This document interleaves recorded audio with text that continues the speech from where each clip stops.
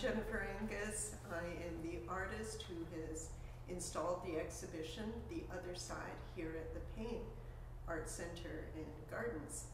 I'm going to tell you a little bit about my work, and I thought I would start by answering the most common questions I get asked. And the number one question is, are the insects real? Yes, indeed, they are real.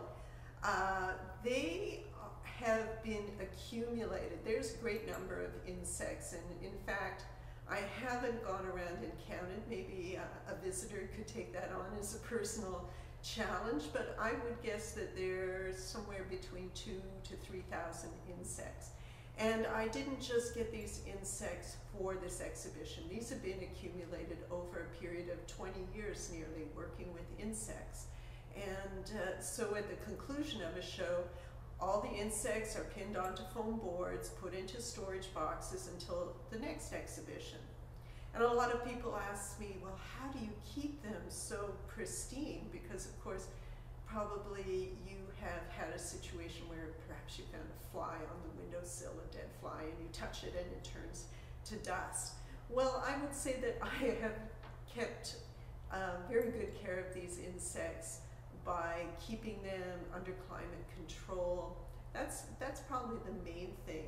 A lot of people ask me, are they preserved? No, they're not. They're simply dead and dried. So humidity is very bad for the insects, so try my best to avoid that. But so at the conclusion of the show, they get pinned onto foam core boards, put into their storage boxes, and there is a little bit of wear and tear on them, and I'm pretty good at repairing them with good old glue. And I put the best specimens at eye level and the not so great ones low down or high up, and no one is the wiser. So another question I get asked is this the natural color of the insects? And yes, it is. Often I feel like I'm taking credit for Mother Nature's artistry, or sometimes I say I'm crazy, but I'm not crazy enough to paint them all too. So yes, it is their natural colors. So then another question I get asked is whether I've collected the insects myself. And the answer is no, I haven't. They come from specimen dealers, although probably for the last 15 years, I've just worked with one dealer who's located in France. And many people are surprised to hear that there are insect dealers. Well, of course, there are all sorts of specimen dealers. And who buys these insects in this case? Well, they're individual collectors, but there are institutions, whether it's a natural history museum or a university, and to do a study, you really need a large quantity. So, in fact, when the insects come to me, they're not ready to go on the wall for the most part. They have to be what's known as relaxed, which pretty much means rehydrating them. Relaxed and then spread. So that's when you can open up their wings and legs. So after you have relaxed them, you can do that, you pin them into position, and then they dry that way. So lucky for me, that is a one-time thing. It is time consuming, but for the most part, they'll stay that way.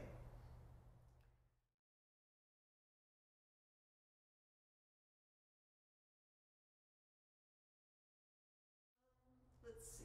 Another question I get asked is, how did you get interested in insects? Because I'm not an entomologist, I'm an artist, and in fact I teach textile design in the School of Human Ecology at the University of Wisconsin-Madison.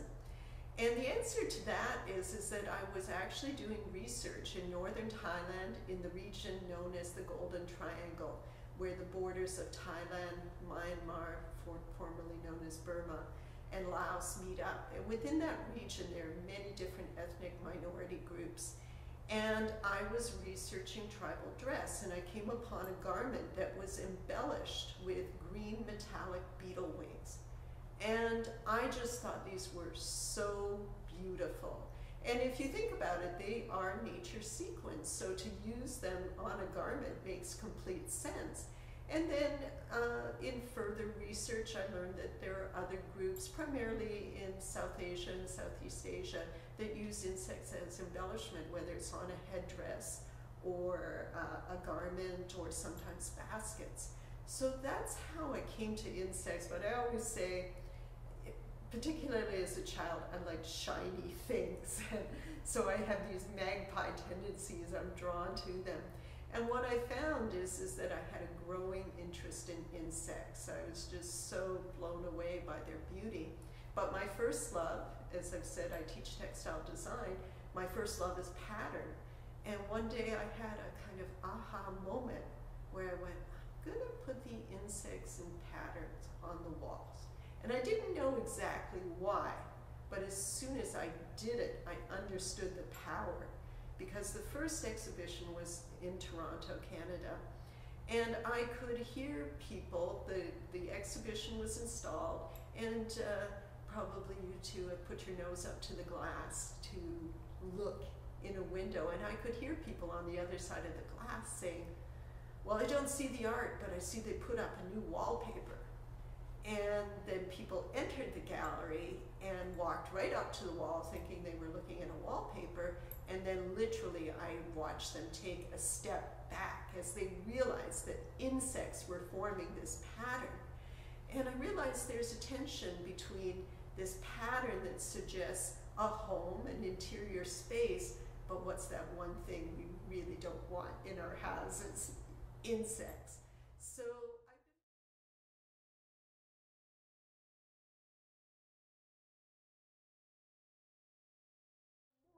more and more I am much more interested in insects themselves and how important they are to our environment.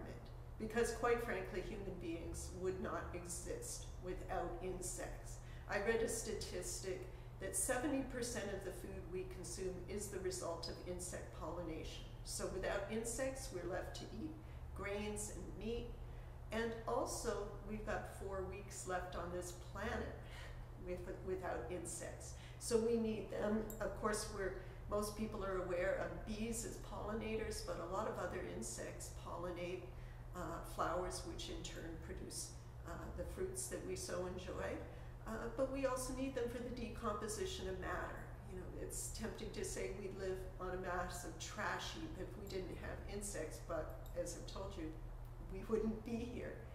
And perhaps most importantly, is there a really important link in the food chain. So perhaps if you're seeing less birds in your neighborhood, is it because there are fewer insects? And in 2017, a very important study was published. It was a 30-year study in Germany. And in that time, they found that 70% of winged insects had disappeared. Now, some people might go, yay, no more mosquitoes, no more flies, but this is not yay. This is really a kind of apocalypse. And it's going to have devastating consequences because insects are so linked to our own survival and the food chain, which we're really dependent upon. So one of the things I really hope is that people will come into the exhibition and leave thinking about insects differently, because they are really quite remarkable, adaptable, and have beauty. And I've tried to use those insects that we may have not thought, or you may have not thought of as being beautiful before. I think we can all agree that a butterfly is beautiful. But what about a cicada? What about a grasshopper? And then there are those wonderful insects that mimic leaves and sticks. So you'll find those in this exhibition. And I hope that people will think that, you know, for us, they're exotic species. In our climate, they are tropical, coming primarily from Malaysia and Thailand. And we all know how fast the rainforest is being cut down. So insects are a renewable resource. There's no question about that with a habitat, they will thrive. But insects are on the endangered species list in some cases because of loss of habitat, because of pesticides, and because of climate change. So we can do something about this. First off, we can be conscious consumers. We can refuse to buy tropical wood products. That is the destruction of the rainforest. And I'm talking about insects, but there are many more animals that depend on these habitats. So be vocal, be conscious of what you're purchasing, and you can make a difference.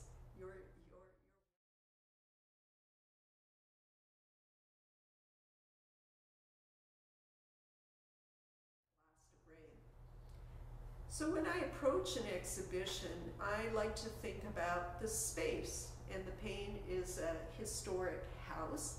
So in some respects, the houses that are on stilts don't look unlike houses in this neighborhood, but the scale is very different. And I think one of the things that if you've been to the Paine before and walked into that gallery space, you know it to be huge, but it will seem small this time. And part of it is that the houses have physicals, they take up this space within it, but everything is askew. And I've just said it seems small, but it also seems big, because in a way those houses on stilts, it makes you wonder, well, how big am I? Am I insect size? So there's a lot of play back and forth to think about scale, which I think is really important. Human beings is, certainly one of the bigger mammals. And by virtue of walking on 2 feet, we consider ourselves superior. But I think that that's probably a bad view. And as I've just said, without insects, we won't be around. So really, who's the most important? So I think about the history of a space. I always work with a floor plan because I have to understand how big the space is. And I do the initial planning on my computer. And I have a picture of each insect to scale. And I plot it all out. And since I live in Madison, Oshkosh isn't so far away from me, but a lot of times I'm across the country.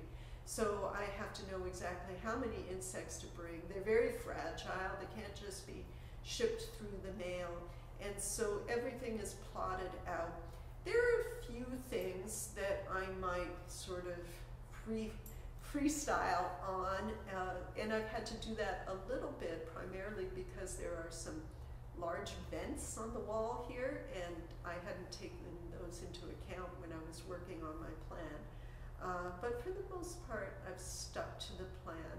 It's hard to be very spontaneous because of the nature of the medium and the planning that happens, although the work is constructed on site. So I think this is day 9 for myself and my assistant Kendra Greendeer, and we actually had help from 2 other people, as well as gallery staff who have been doing a lot of the heavy lifting. So it is a team effort. These projects are so big that if I was doing it all on my own, well, first off, I wouldn't have the electrical skills to be able to hang chandeliers, but I could probably manage the rest. It would just take so long. So it's more akin to a theatrical production, and I'm the director. And I'm not a micromanager. I said to my assistant Kendra, okay, we want to swarm, look at the plan, get the basic idea, and go for it. And I'm good with, I trust the people that I'm working with. I've chosen them because I think that they have the skills and they have the eye, and with 3,000 insects, you cannot micromanage where every single one goes. So you just go with it. So this exhibition is called The Other Side, and that can be interpreted in many ways. I first thought about, well, it's always greener on the other side. So I hope that the gallery, when you walk in, will take you to another place. Is that the other side? Is it greener? Unfortunately, we are living in a pandemic, and people have had to say goodbye to family and friends, and it's fairly frequent to say, see you on the other side. And we hold on to that hope that may be true. So I think there are a number of ways that we can look at this. Definitely there is an otherworldly feeling when you walk into this space. There are houses on these stilts with ladders going up to them. There are insects on the wall in patterns that look almost like fireworks or maybe a starry night, and the whole space is lit by chandeliers. It's kind of a twilight feel. And I was definitely wanting to create a place that people could escape to, because I think we all long to do that right at this particular time.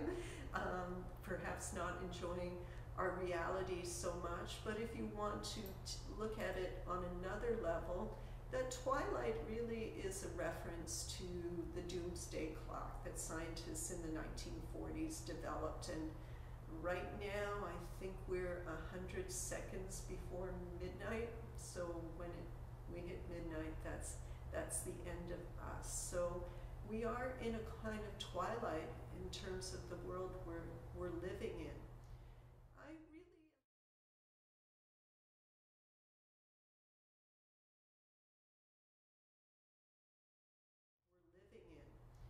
I really am seeking to not necessarily tell a specific story, but set a scene where you use your imagination and you decide what that story is. So I've just made a few suggestions, but there are other pieces within the exhibition, 2 cabinets of curiosities. And within each drawer of the cabinet, and there are 200 drawers to explore just in the space downstairs in the Great Hall, and then more cabinets to explore in the Gothic Gallery. And my strategy there has really been to anthropomorphize insects. And what does that mean? That means when you give, in this case, insects, sort of human-like characteristics. So you'll find that within the drawers, the insects are often standing upright, kind of on 2 feet, as opposed to six legs down below. And they are doing human-like activities, going to school. They're often doing textile activities, which is a reflection of my profession. But I was also thinking about, we often describe insects as being industrious, particularly bees and ants. And they live in colonies, and every member of the colony has a job, and they are always working. They are industrious. And so I wanted them to appear to be doing things. I was also thinking about the Industrial Revolution, and the first area to be mechanized was textiles. So you'll find that to be true. There are a lot of surreal situations in there, and some might call them nightmarish or dreamlike. I don't have a necessary, maybe there might be a few where I was really thinking, okay, this is the story, but I'm not going to share that. I would like people to use their imagination. One of the reasons I anthropomorphize insects is I think it's a way for people to gain empathy. If I thought, oh, this beetle, I shouldn't crush it with my foot because they have a family at home, they're just trying to get by. That's really one of my goals, is to have the visitor think of insects differently. And if that's by trying to create connections and relationships, oh, this insect, you know, it's going to go home to their wife and child, then perhaps you won't stomp them or bring out the fly swatter, or even worse, that